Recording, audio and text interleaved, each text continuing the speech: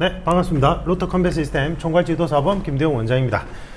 제가 지금 본업분야 너무 바빠가지고 이게 지금 영상을 제작할 시간이 안 되는 거예요. 안 나서 지금 조금 짜투리 시간이 나서 이제 급하게 촬영을 하는데, 이번 시간은 이제 기존에 댓글 올려주신 것 중에 질문으로 올려주신 거 간단하게 답해드리는 시간. 그래서 좀 너무 지금 시간이 급해서 이게 지금 거의 한 7분 안에 끝내야 돼요. 그래서 좀 빠르게 체크할게요. 예전에 이제 제가 더티복싱 프로그램 올린 영상에서 그 고문 와이프를 보고 구매처가 어딘지 알려달라고 댓글 다신 분이 있는데, 제가 거기를 정확하게 모르겠어요. 이게 저희 이제 오프라인 수련 모임에서 나이프 스파링 훈련할 때는 우리는 저걸로 하거든요. 근데 저게 되게 좋은 게 이제 금액도 합리적인데 되게 말랑말랑하고 안전하게 돼 있어요. 그래서 이제 저희는 이제 저거를 이제 처음에 좀 여러 개 구입해서 저걸로 쓰고 있는데, 저게 이제 제가 사이트를 찾아냈던 게 아니라 예전에 이제 제 동료 관리 지도자분 중에 한 분이 그 페이스북에 구입처를 올려주셔서 제가 링크를 타고 들어갔던 거라서 정확하게 기억이 안 나요 지금. 그래서 제가 이제 나중에 좀 겨울쯤 되면 약간 좀 여유가 나니까 그때 구입처를 한번 찾아보고 답글을 올려드리겠습니다. 올려드리는 걸로 하고, 그 다음에 올려주시는 영상들 너무 잘 보고 있습니다. 다음 무술 추천은 유도로 좀 해주시면 좋을 것 같습니다. 이랬는데, 제가 유도는 왜 뺐었냐면 그 검도와 유도의 이제 조합, 궁합에 대해서 설명해 달라는 분이 계셔가지고, 그때 제가 뭐 잠깐이나마 유도를 한번 해봤을 때, 그 다음에 이제 도검유 전문가로서 유도가 시너지 효과가 얼마나 있는지 뭐 그런 얘기하면서 유도의 장점을 이미 말씀을 드려서 제가 이제 생략을 했었는데, 따로 이제 루터쌤 그 무술 추천해서 유도편은 따로 올려드리겠습니다. 이것도 지금은 안 되고 한 12월쯤 돼야 될 것 같아요. 지금 너무 바빠가지고.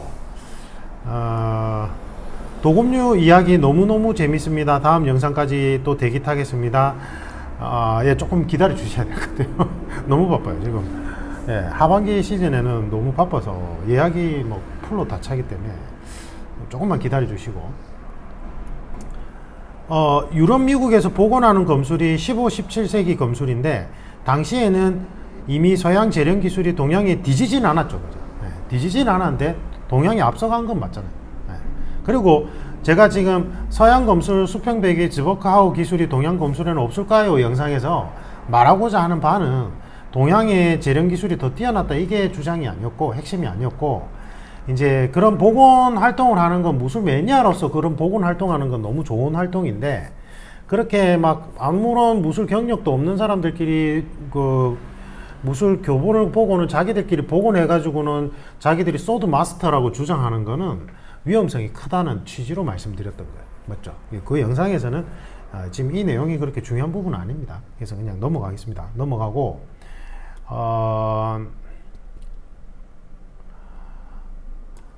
저는 고등학생입니다. 같은 반 친구가 선생님하고 마찰이 생겨서 서로 강하게 밀치고 멱살 잡아서 제가 말렸는데, 이런 상황에 어떤 행동을 취하면 좋을지에 대해서 무기술 분야는 아니지만 일종의 위기 상황인 것 같아서 여쭤봅니다. 이랬는데, 이거는 위기 상황 아니에요.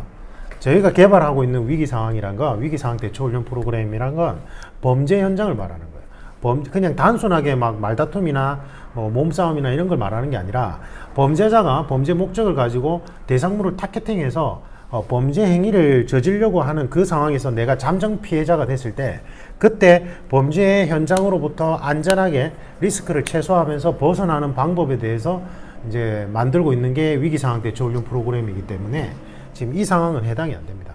그리고 이 상황에서는 제가 그냥 조금 더 인생을 오래 산 인생의 선배로서 조언을 해주자면, 무조건 이런 거는 억지로 말리면 안 돼요. 그리고 제자가 선생님하고 마찰이 생겼다고 표현하지 않아요.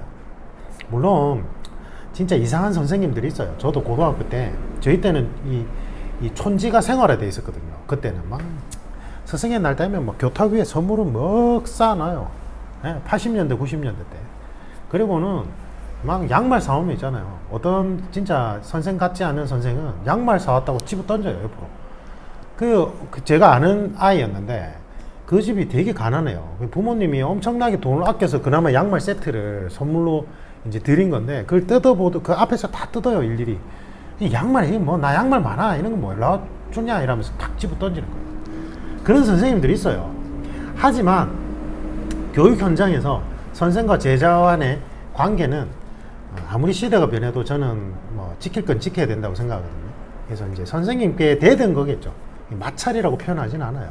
그래서 어쨌든 뭐 그게 중요한 게 아니고, 아무리 좀 어쨌든 이렇게 분란이 나잖아요. 그때는 절대 어설프게 말리거나 가담하면 안 돼요. 이게 특수폭행이 되고, 이게 숫자가, 그러니까 예전에 저희 선생님은 항상 강조하셨던 게, 제가 이제 청년부 때 혈기왕성한 나이대잖아요. 그래서 야, 옆에 누가 친구 한 명 싸우잖아? 그 친구 버려두고 도망가야 돼. 이래요. 왜냐면 내가 그 친구를 돕겠다고 나서는 순간 이거는 다수에 의해서 폭행이 돼버리는 거예요. 이게. 그리고 위험성이 있다고. 그 다음에 내가 말린다고 중간에 끼어들었는데 흥분한 사람들 입장에서는 그게 말린다라고 인식하는 게 아니라 같이 그 싸움에 가담한 걸로 인식해버린다는 거예요. 그래서, 그리고 애초에 막 성격이 욱욱해가지고 막 아무나 붙잡고 시비 붙잡고 막 이렇게 싸우려고 하는 사람은 애초에 친구로 만들지 마라, 이 말이 저희 선생님의 말씀의 취지는. 그러니까 제가 전에도 얘기했듯이, 제가 이제 수십 년간 스파링 중심의 무술을 수련하면서 얻은 거는 뭐냐면, 분란이 생길 만한 행동을 하지 않는다는 거, 그리고 분란이 생길 만한 곳에 가지 않는다는 거. 저는 그게 제일 중요한 것 같아요.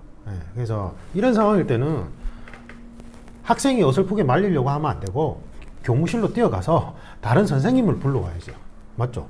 뭐 어떤 분은 저는 소란 생기면 물병 던져요 이러는데 이러면 안 돼요. 근데 이런 건 있어요. 이제 극도로 흥분한 이제 우발적 범죄를 저지르는 사람에게는 이제 물과 같은 걸 이제 끼얹어 가지고 이제 이 주의를 환기시키는 것도 중요한 방법이긴 해요. 그 위기상황 대처훈련 프로그램이 나오는 거긴 한데, 이 상황에는 물병도 던지면 안 되고 뭐든 안 되고 그냥 교무실 가서 다른 선생님 불러오는 게 최고입니다. 알겠죠? 그 다음에 제가 지금 마음이 급해요. 지금 또 바로 코칭을 예약이 돼 있어서 수업을 해야 돼서. 안녕하세요, 운영자님. 저는 39살 경찰이 꾸민 일반인입니다. 근데 이제 뭐 내가 뭐 복싱, 태권도, 유도, 합기도, 공권유술 등을 배웠지만 무기술 배우는 무술로 전향해서 뭐 삼단봉을 가르쳐주는 무슨 경호무술 같은 데서 뭐 삼단봉 수련을 했다.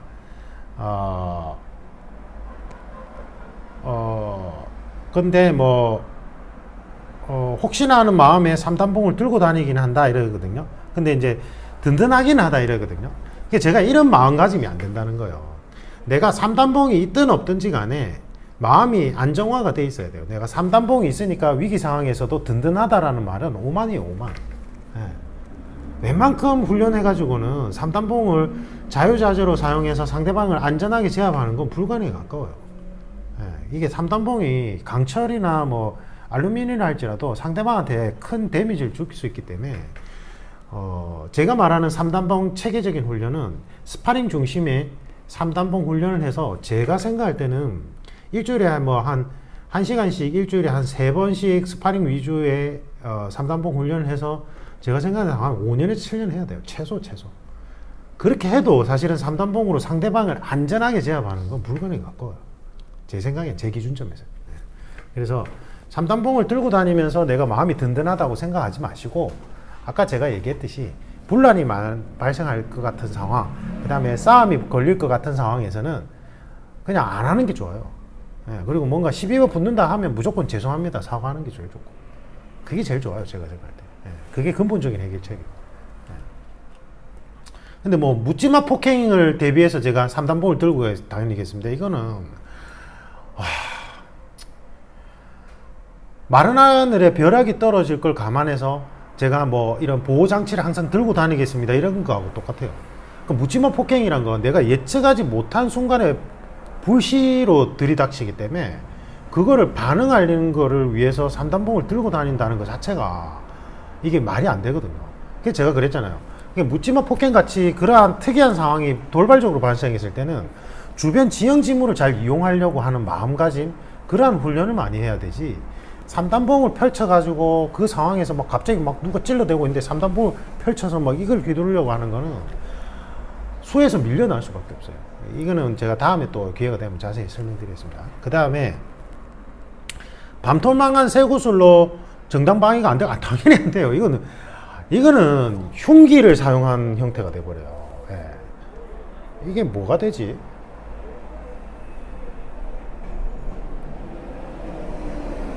가중 처벌받아요, 이거 오히려. 그러니까 왜 그러냐면, 흉기의 개념 정의가 스마트폰도 판례에 따라서 어떤 상황에서는 스마트폰을 사용했는데 흉기가 아니라고 보고, 어떤 상황에서는 이 스마트폰까지도 흉기로 인정했단 말이에요. 근데 이 쇠구슬 같은 경우는, 이거는 던져버렸을 때 너무 데미지가 심각하게 오기 때문에 이건 누가 봐도 흉기예요, 흉기. 예. 그 다음에 내가 맨손으로 나를 위협하는 사람에 대해서 저항하잖아요. 이 정당방위인데, 정당방위가 인정되는 요건이 되게 까다로워요. 그래서 웬만하면 그냥 쌍방폭행으로 가버려요, 이게. 그래서 맨손일 때도 정당방위 인정받기가 정말 힘든데, 이게 지금 이 쇠구슬로 사용해버리면 이건 과잉방어 플러스해서 이거는 뭐, 가중 이게 특수상인가? 뭐지? 흉기 사용하면? 잠깐, 갑자기 기억이 안 나네. 하지 마세요, 이거. 절대 하면 안 돼요. 근데 뭐 얘 군인이야. 특수부대원이라서 비공식 작전에 계속 투입돼. 아니면 용병이야. 그러면 이런 거 좋죠. 근데 이게 실제로는 해보면요. 이게 저기 비질란테라는 웹툰에 이게 등장했는데, 어두울 때는 괜찮아요. 어두운 상황에서는 내가 이제 이게 일종의 발사체잖아요. 무성무기란 말이에요. 그래서 무성무기 발사체로 이제 내가 좀 훈련이 잘 돼 있다면 이 쇠구슬을 가지고 정확하게 눈이나 이런데 데미지를 주기 위해서 던질 수 있는데, 조금만 밝은 곳에는 이게 지금 동작이 이렇게 크게 모션이 들어가요. 이게 이제 우리가 화살이나 총 쏘는 것보다. 그러니까 이 큰 모션을 통해서 웬만큼 반응을 하고 물건을 들거나 피할 수 있거든요. 밝은 데서는. 그 다음에 대치 상황에서는. 그래서 이 쇠구슬을 통해서 전술적으로 이게 이제 전통 재래 무기에 해당되죠. 예전에 이제 이거를 돌팔매질, 예전에 이제 조선시대 때는 돌팔매질로, 전쟁터에서 돌팔매질도 유용하게 사용됐거든요. 이제 그런 관점에서 봤을 때는 이 전술적으로 사용 가능한 시기와 주의사항들이 많은데, 지금 설명드리면 너무 오래 걸리고, 이거는 제가 다음에 이제 시간이 될 때 조금 자세히 설명드릴 텐데, 일단은 절대 호신용으로 들고 다니지도 말고 매우 위험합니다. 알겠죠? 이 바로 흉기 사용이 돼요. 안 됩니다. 안 되고. 근데 아까 얘기했듯이 직업 특성상 뭐 용병이나 특수부대원이라서 비공식 작전에 투입된다면, 그리고 어두운 상황에서 사용해야 될 수 있는 상황이라면 괜찮긴 한데, 이건 제가 다음에 영상으로 올려드리겠습니다.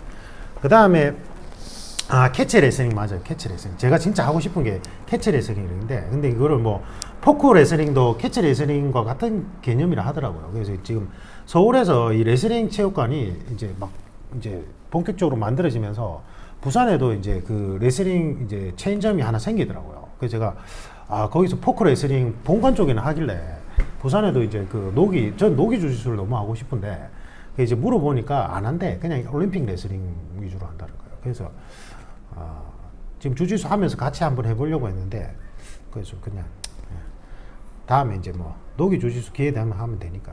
어쨌든 등록은 안 하고 온 기억이 나요. 무서워서.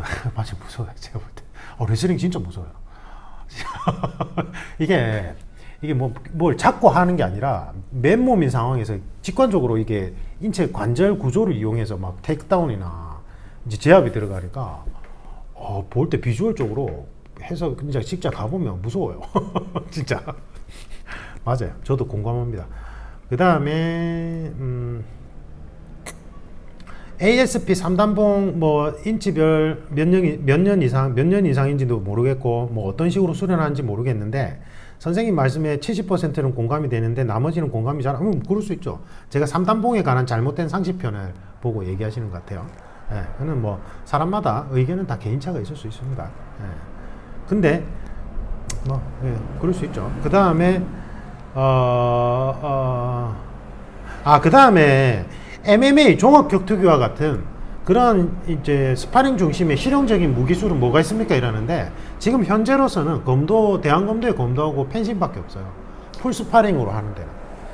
칼리는 사실은 이제 기술이 워낙 복잡하고 이 전통 무술에 가깝기 때문에, 칼리는 지도자의 역량에 따라서 스파링 중심으로 하는 곳이 제가 알고 있기는 없어요. 국내에서 제일 많이 하는 것도 거기도 일주일에 한 번 공용 장비를 가지고 있거든요. 그러니까 공용 장비로 한다는 것 자체가 스파링 중심으로 하지 않는다는 걸 반증하는 거거든요. 예. 왜냐하면 검도나 펜싱 같은 경우에는 다 개인 장비를 써요. 왜냐하면 공용 장비로는 감당이 안 돼요. 매일매일 풀 스파링인데 그게 어떻게 공정 장비로 되냐고요. 개인 장비로 해도 그 소모되는 부분은 막 몇 달, 한 두세 달에 한 번씩 계속 그거 수리하고 교체해야 되는데. 네, 그래서 일단은 지금 현재로서는 이제 대한검대 검도랑 펜싱, 예, 이제 풀 스파링 위주로 수련할 수 있는 곳은 그 두 군데밖에 없어요. 제가 알고 있기로. 예. 근데 제가 전에 그랬잖아요. 조합을 잘하면 돼요. 내가 이제 맨손 무술에 뭐 쿠도나 복싱이나 킥복싱 같이 스파링 중심의 무술을 베이스로 한 7년, 10년 이상 단일 무술 경력이 가지고 있는데 이제 뭐 칼리와 같은 무술을 보조 형태로 넣어버리면 일단은 내가 맨손 무술이긴 하지만 스파링 경험치가 충분히 쌓여 있는 상태에서는 칼리로 확장했을 때 이제 무기술 스파링은 또 다른 원칙들이 있긴 하지만 그래도 어느 정도 유사성이 있어서 확장해도 괜찮단 말이죠. 그런 식으로 보완할 수밖에 없어요. 지금 현재로서는. 아니면 저희 오프라인 수련 모임에 오시든지. 네. 근데 저희도 제가 풀 스파링 위주로 하지만 일단은 이제 저희 같은 경우에는 일주일에 한 번씩 집체 교육식으로 계속 진행하다 보니까 지금 제가 한 6, 7개월 동안은 계속 기본 기술 위주로 계속 가르치고 있어요. 그래서 스파링도 이제 세미 스파링 형태로만 진행하고 이제 한 1년 가까이 수련해서 통과한 친구들만 풀 스파링 형태로 계속 하려고 이렇게 단계별로 접근하려고 하거든요. 위험해요. 위험하고 무기술은 그래요. 네, 그래서 어쨌든 뭐 그렇습니다. 스파링 중심으로 말씀하니까 우리나라 영어 교육이 생각납니다. 6년 동안 영어를 배워도 간단한 회화도 못하는 사람이 많다는 이야기니까요. 맞아요. 네, 이거는 제가 그랬잖아요. 무술의 교육 프로그램도 그렇고 그냥 뭐 국영수 이런 교육 프로그램도 그렇고 본질은 똑같아요. 실용성을 어떻게 구현할 것인가 이거거든요. 그래서 실용성을 구현하려면 실제 계속 노출시켜야 돼요. 외국어를 잘하고 싶다면 사실은 외국어를 자꾸 사용해야 되는 업무에 노출되면 돼요. 이게 간단하단 말이에요. 그 다음에 무술이라면 내가 실제 다양한 필드 상황에서 내가 가진 무술을 활용하고 싶다면 계속 스파링 중심의 무술을 하면서 자기가 확장해 가야 돼요. 그죠? 촬영이 너무 길어졌다. 곤란하네. 예. 일단 마치겠습니다. 마치고 어쨌든 제가 아까 말한 그 발사체 부분 있죠. 무성무기 발사체 예전에 이제 조선시대 때 이제 돌팔매일이시죠. 그거에 관한 전술적인 고려사항들은 제가 다음 시간에 다음에 알려드리겠습니다. 이상입니다. 감사합니다.